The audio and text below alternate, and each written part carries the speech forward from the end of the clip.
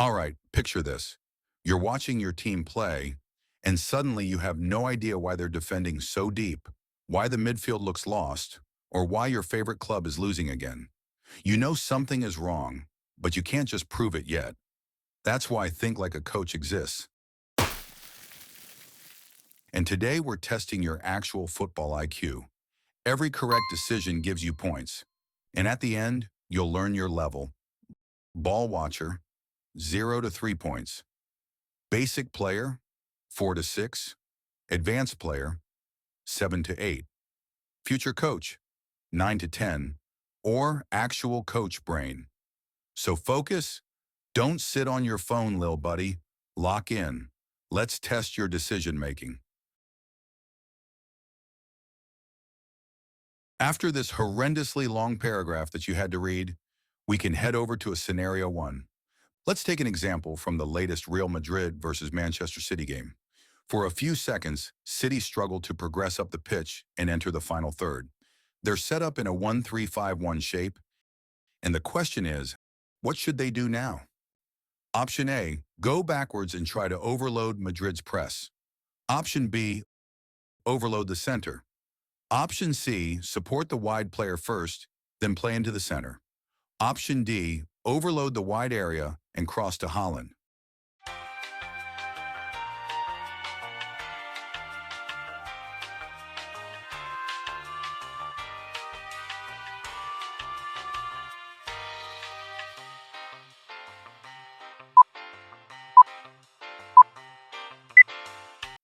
The correct answer is C. And before you start raging in the comments, let me explain why. Option A makes no sense. First, you lose all the progression you've already made, and closer to goal always means better. Second, Real Madrid live off counterattacks and opponent mistakes. Going backwards is literally helping their game plan. Option B isn't possible here.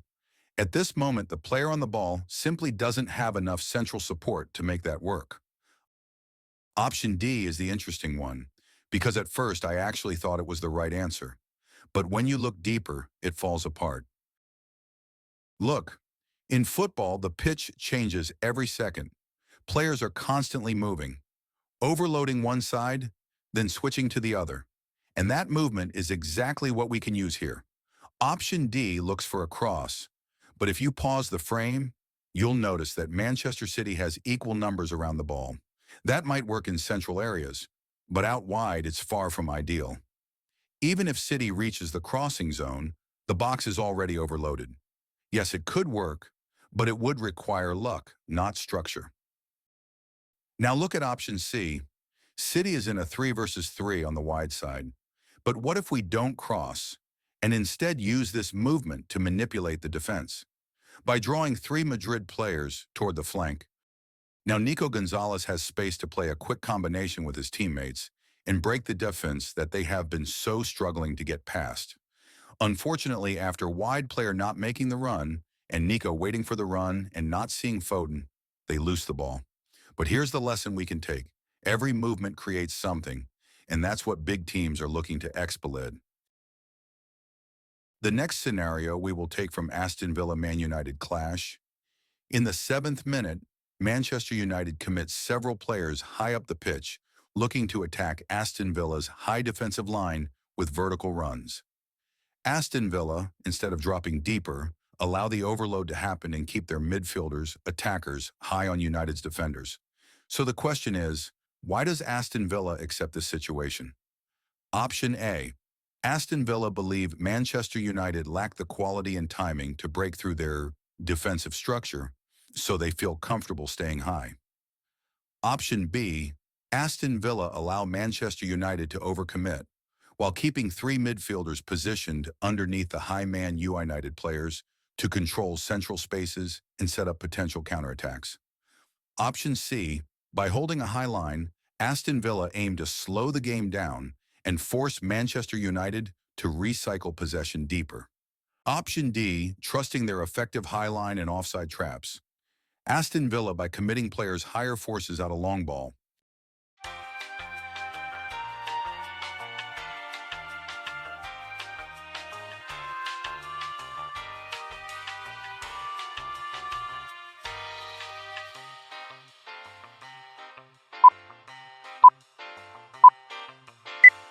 Option B is the best explanation because in this exact scenario, Aston Villa are not just reacting to Manchester United's threats, they are setting a trap.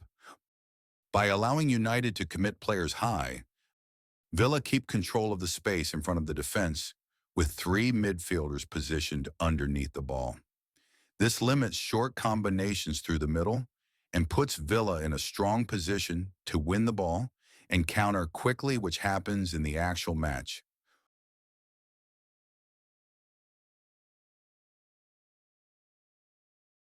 Why the other options fall short. Option A. This assumes Aston Villa are underestimating Manchester United. In reality, Villa's positioning is too structured and coordinated for this to be simple confidence or arrogance. It's clearly planned. Option C, holding a high line does not automatically force the opponent deeper. United still have players positioned between the lines, so Villa are not pushing them back, only controlling how they can progress. Option D, the offside line is important, but it works as a secondary tool, not the main idea. The third and fourth question will be from the same situation. Firstly, let me show the action. We can see Aston Villa create a dangerous situation as Morgan Rogers receives a lot of space in front of Manchester United's penalty area. And the question is, why does Rogers have so much space to progress in this moment? Option A. Manchester United's backline drops too deep and breaks the offside line. Option B. Poor individual pressing from the winger on the ball side.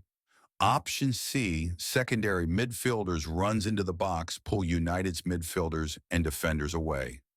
Option D, a numerical overload created by Aston Villa on the wing.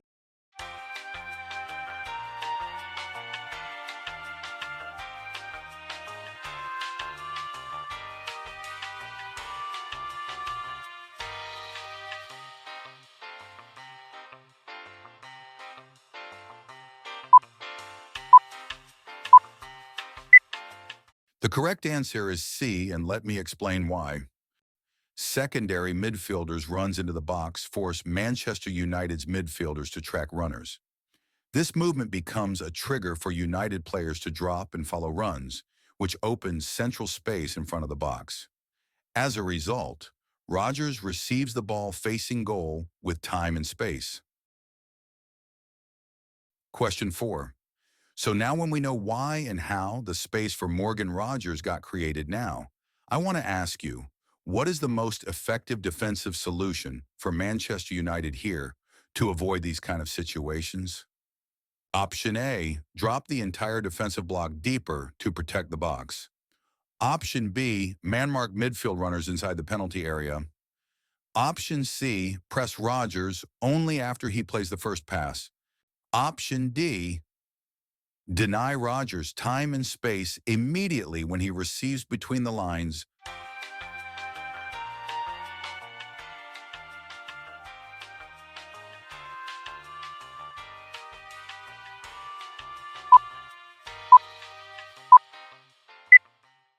Correct answer, D.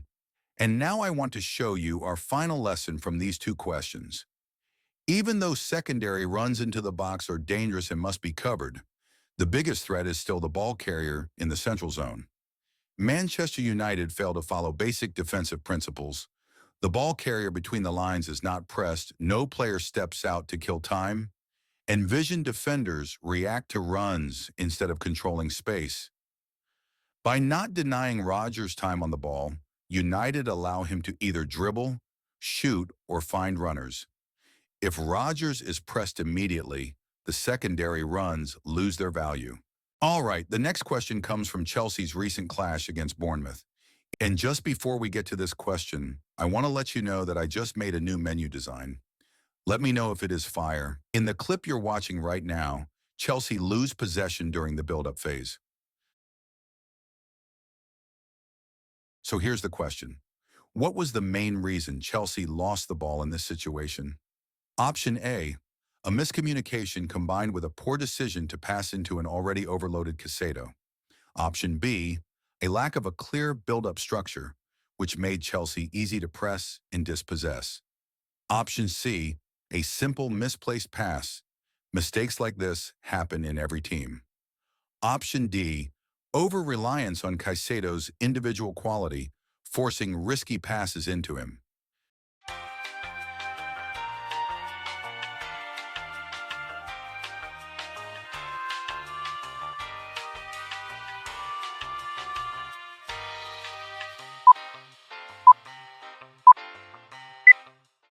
Now, at first glance, all four answers might seem reasonable, and depending on the team, the level, or the context, each of them could be correct. However, when we consider the quality of the players, the tactical level of the Premier League, and Chelsea's usual build-up principles, it's very unlikely that this situation comes down to a random mistake, blind reliance on one player, or a complete lack of a plan. That comes to the fact that option A is the best answer. The next question comes from the same clash, just a few minutes later. We see Chelsea patiently building up, circulating the ball, and looking for an opening. After a short sequence of passes, the ball is played into the box, and this time, it ends with a goal. So here's the question. How did Chelsea manage to break Bournemouth's defense and score? Option A, Chelsea overloaded the left side, which forced Bournemouth's back line to drop too deep and open space in the box. Option B, Bournemouth gave too much time and space to Caicedo in front of the penalty area, allowing him to deliver the ball into the box and create the goal. Option C, a quick 1-2 combination between Chelsea's attackers broke Bournemouth's defensive structure inside the penalty area. Option D, poor individual defending from Bournemouth's center-back allowed the attacker to receive freely inside the box.